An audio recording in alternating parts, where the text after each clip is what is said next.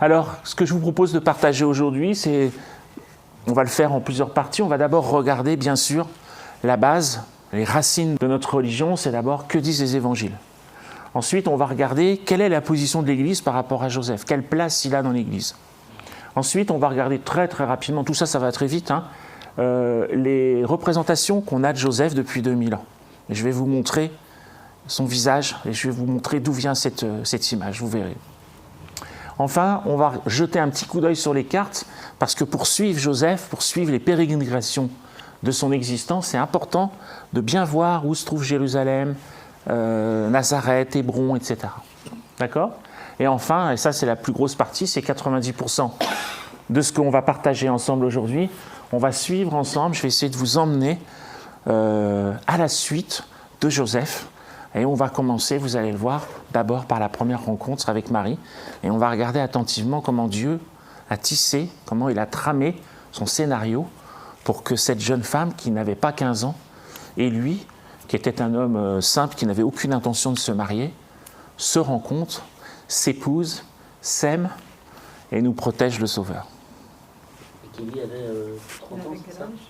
Il avait 30 ans. D'accord. Marie, je vais vous le montrer, dit il avait 2 fois mon âge. Alors, que disent les évangiles ? Donc, quand j'ai commencé à travailler sur Joseph, surprise, on a 4 évangélistes, comme vous le savez, et surprise, seuls Saint Matthieu et Saint Luc parlent de Joseph. On peut considérer que Saint Jean l'esquisse, puisque dans un des propos qu'il rapporte, il dit « N'est-ce pas celui-là, le fils de Joseph le charpentier ?» Donc il aura au moins prononcé son nom une fois, mais sinon il n'en dit pas un mot. Pareil pour Marc, pas un mot de Joseph. Alors quand on lit nos deux évangélistes, de quoi ils nous parlent ? Ils nous parlent des fiançailles, ils nous parlent de l'Annonciation, ils nous parlent de la visite de Marie à Élisabeth, ils nous parlent de la naissance du Baptiste, de la circoncision du Baptiste, de Jean le Baptiste, bien sûr, de l'édit de recensement, qui va tellement bouleverser la vie de Joseph et de Marie, qui va avoir des conséquences, on va le voir, très importantes, de la naissance de Jésus.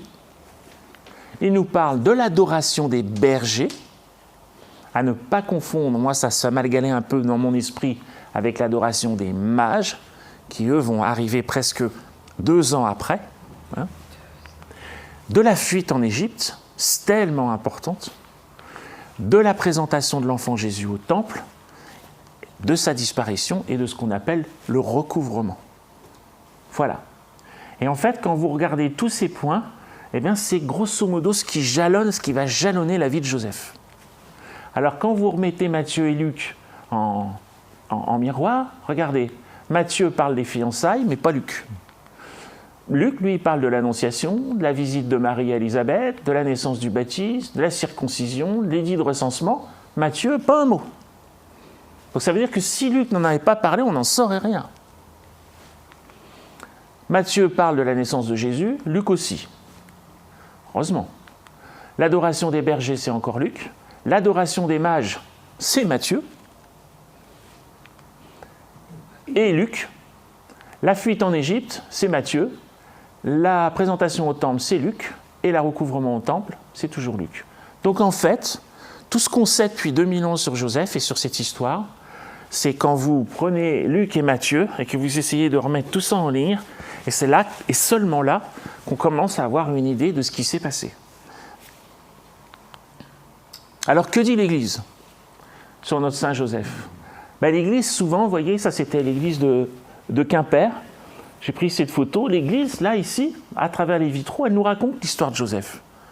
Mais vous voyez, c'est un vitrail par événement. Et bon, voilà, ça reste très lointain, tout ça. Et c'est difficile d'en faire quelque chose véritablement dans nos vies. Joseph paraît certes très saint, mais loin dans le temps. Alors pour l'Église, Joseph, c'est le saint patron de l'Église. Ah, quand même.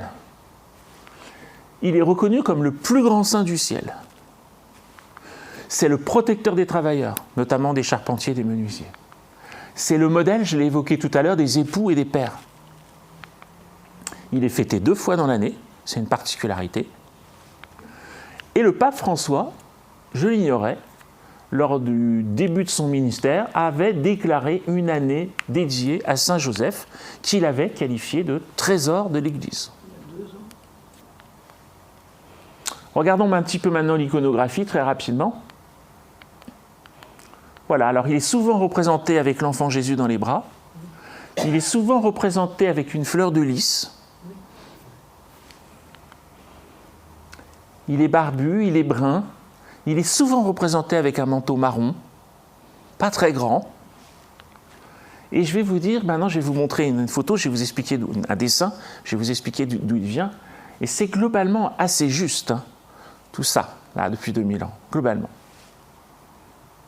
Alors, je vais vous montrer une image de Joseph qui a été vue en fait par Maria Valtorta. Il y a le sculpteur et peintre Ferry, dans les années 60, dans les années 50, a été un des premiers lecteurs de Maria Valtorta. Et quand il a commencé à lire, il a été stupéfait par le détail des visages, que ce soit celui de Marie-Madeleine, de Pierre, de Jacques, de Jules, voilà. Et il a commencé à faire des esquisses. Et il a eu la bonne idée, parce qu'elle était encore vivante, de lui montrer les dessins. Alors je vais vous montrer le dessin qu'il a réalisé de Joseph, qui a été vu par Maria Valtorta, et dont je pense qu'il est assez exact. Vous êtes prêts? C'est un beau visage, très doux. Je ne sais pas comment vous le ressentez. Il est jeune, là, il a 30-35 ans, on ne sait pas très bien au juste. Un dessin que vous retrouverez dans le livre Valtorta Ferry, où il y a beaucoup de dessins. Regardez, j'en profite, je vous montre. Voilà, ici vous avez Pierre qui a été dessiné par le... Vous le reconnaissez? Ici vous avez Marie-Madeleine, Saint Jean, Jésus à l'âge de 12 ans, André, le pêcheur. J'avais un enfant l'autre jour dans la salle. Alors j'explique qu'il est pêcheur, alors il lève la main, puis il me dit « Ah oui, c'est vrai parce que il a un œil en forme de poisson, monsieur. » Mais c'est pas faux. Matthieu, le collecteur d'impôts, Saint Matthieu. Vous voyez, je ne sais pas comment je vois vos visages là, mais quand on les découvre pour la première fois, on les accueille, mais on n'est pas globalement surpris. Enfin, c'est très crédible. Qui est-ce, lui? Judas. Non. Oh, putain. Il a une sale tête. Oui. Je l'ai évoqué tout à l'heure. C'est Jean le Baptiste. Ouais. Ah, ça rigolait pas, hein. Là, on vous l'imaginez bien avec la peau de bête, hein, très facilement. Doras, ceux qui ont lu Maria Valtorta comprendront. Les rois mages, on va en parler. Anne, la mère de Marie, dont j'ai appris, si vous lisez ce livre que je vous recommande, que Marie-Madeleine serait arrivée sur nos côtes avec les ossements, la dépouille de Sainte Anne, qui est toujours en France.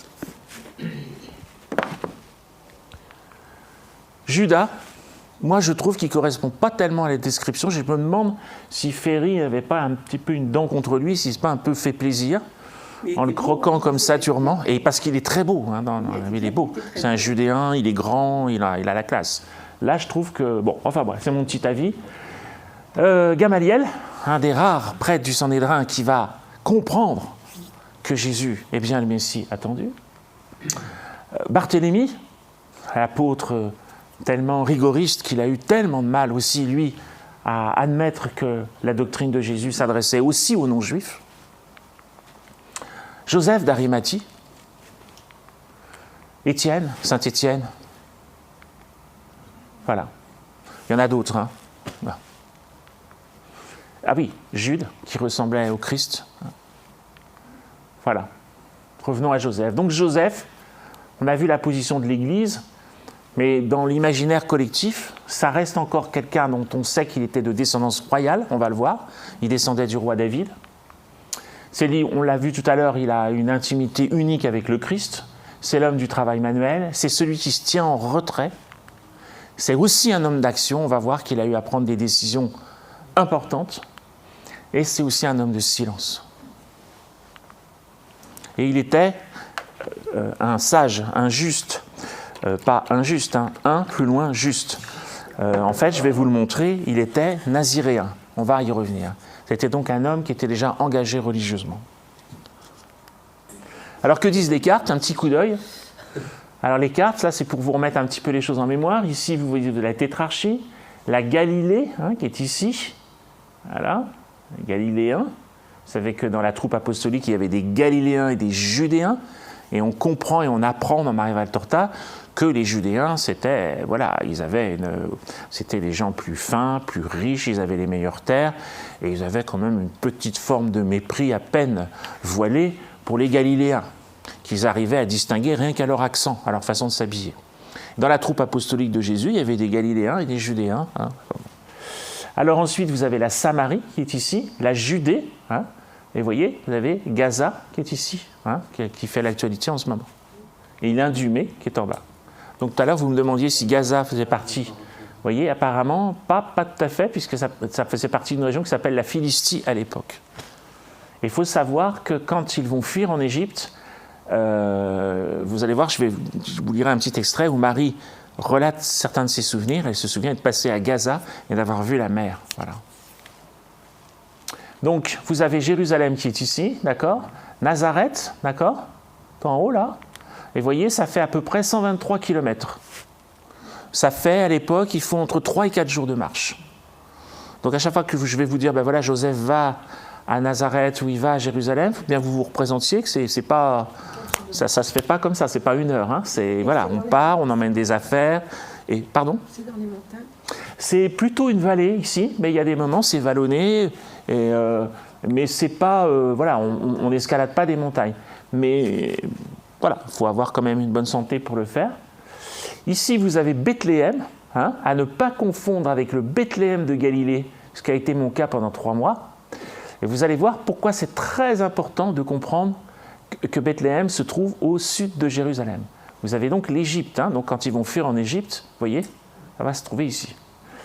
Et puis, le dernier point que je voulais vous montrer, c'est Hébron, puisque c'est là où la Vierge Marie va aller auprès d'Élisabeth. D'accord? Vous voyez, de Nazareth, ça fait quand même une petite balade. D'accord? Vous avez bien les choses en tête?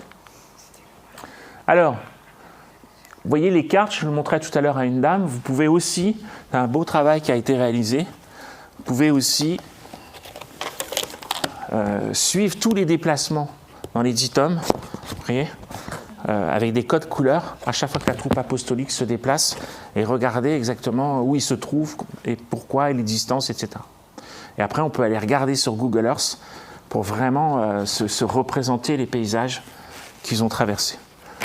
D'accord ? Vous pouvez aussi vous appuyer sur le dictionnaire géographique de l'Évangile, qui a été réalisé par Jean-François Lavert, le dictionnaire des personnages, puisque dans l'œuvre, il y a plus de 700 personnages, et bien sûr sur ce livre, l'Énigme Valtorta, sur lequel je vais beaucoup m'appuyer pour ce que je vais partager avec vous maintenant. Pour retrouver les conférences Maria Valtorta près de chez vous, cliquez sur le lien dans le descriptif de la vidéo ou tapez www.editionavecun.s mariavaltorta.fr/conférence avec un S, ou encore flashez le QR code qui s'affiche. Enfin, vous pouvez aussi rechercher sur Google en tapant conférence avec un S Maria Valtorta. À bientôt.